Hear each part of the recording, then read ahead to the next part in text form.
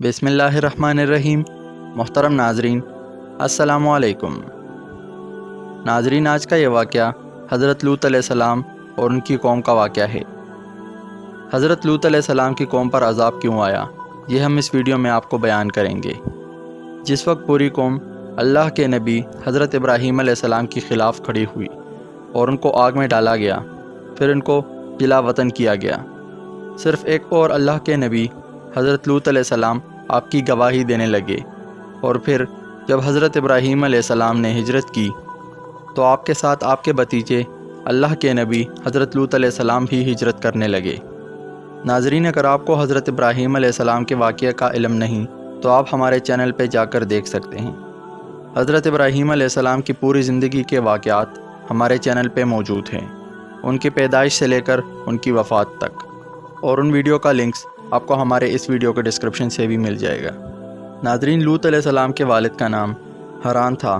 آپ کے والد کا آپ کے بچپن میں ہی انتقال ہو گیا تھا، تبھی آپ اپنے چچا ابراہیم اور دادا آزر کے پاس رہنے لگے۔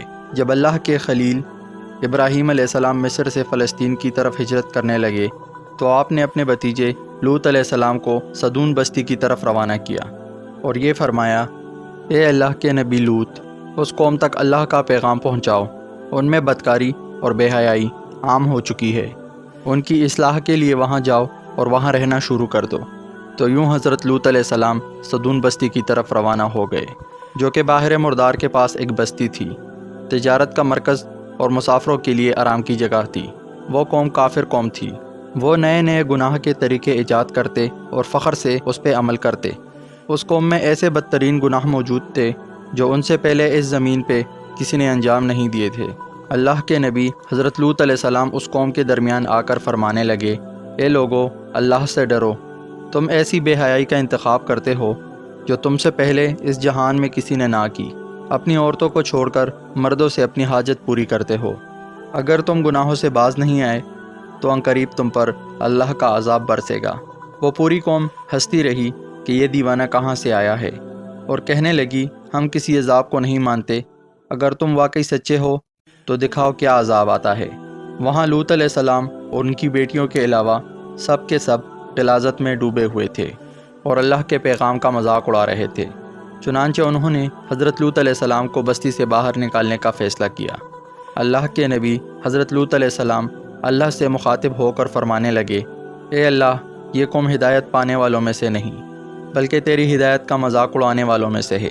اے اللہ، جب بھی کوئی نوجوان اس بستی میں آتا ہے تو یہاں کے لوگ اس کو ہوس کی نگاہ سے دیکھتے ہیں، اس سے اپنی حاجت پوری کرتے ہیں۔ اے اللہ، میری مدد فرما۔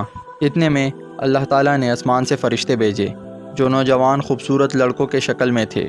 وہ جیسے ہی حضرت لوط علیہ السلام کے گھر آئے تو اللہ کے نبی لوط علیہ السلام گھبرانے لگے کہ یہاں کے لوگ ان سے بھی وہی سلوک نہ کرے جو ان سے پہلے لڑکوں کے ساتھ کرتے تھے۔ وہ فرشتے کہنے لگے، اے اللہ کے نبی، گھبراؤ نہیں، ہم اللہ کی طرف سے آئے ہیں۔ اور جبریل امین فرمانے لگے، اے لوط، اپنے گھر والوں کو لے کر اس بستی سے چلا جا، کیونکہ صبح یہاں پر اللہ کا عذاب آئے گا، اور اس بستی سے جانے کے بعد پیچھے مڑ کر نہ دیکھنا۔ ہم تیرے پورے گھر کو اللہ کی پناہ میں رکھیں گے، سب کچھ بچا لیں گے سوائے تمہاری بیوی کے، کیونکہ وہ پیچھے رہنے والوں میں سے ہوگی۔ افسوس، اللہ کے نبی لوط علیہ السلام کی بیوی نے جب ان لڑکوں کو دیکھا تو جا کر اس بستی کے لوگوں سے کہنے لگی کہ ہمارے گھر کچھ خوبصورت نوجوان آئے ہیں، کیا تم لوگوں نے انہیں نہیں دیکھا؟ ان کا حسن ایسا ہے کہ جیسا تم لوگوں نے پہلے کبھی نہیں دیکھا ہوگا۔ یہ سن کر بستی کے کچھ لوگ حضرت لوط علیہ السلام کے گھر پہنچتے ہیں تو جبریل امین ان کو ایسی ضرب لگاتے ہیں کہ وہ تمام کے تمام اندھے ہو جاتے ہیں۔ وہ سب واپس جانے لگے اور زور زور سے دھمکیاں دینے لگے کہ اے لوط، ہم تم سے کل نپٹ لیں گے۔ تو بس جیسے ہی لوط علیہ السلام اپنے گھر والوں کے ساتھ اس بستی سے باہر نکلنے لگے تو جبریل امین نے اس بستی کو گھیر کر آسمانوں کی طرف بلند کر دیا اور پھر زمین کی طرف دے مارا، اور آسمانوں سے اللہ کا عذاب برسنے لگا۔ آسمانوں سے پتھر اور آگ ایسے برستی رہی کہ وہ ایک ایک انسان چیخ اٹھا۔ ان کی چیخوں کی آواز جب لوط علیہ السلام کی بیوی نے سنی، جو کہ لوط علیہ السلام کے ساتھ جا رہی تھی، وہ بار بار بستی کی طرف مڑ مڑ کر دیکھ رہی تھی۔ اتنے میں آسمان سے ایک پتھر آیا اور لوط علیہ السلام کی بیوی کو جا لگا، اور وہ بھی ان قوم کے لوگوں میں سے شامل ہو گئی۔ آج بھی حضرت لوط علیہ السلام کی قوم پر عذاب کے نشانات زمین پر موجود ہے تاکہ انسان ان پر غور و فکر کر سکے۔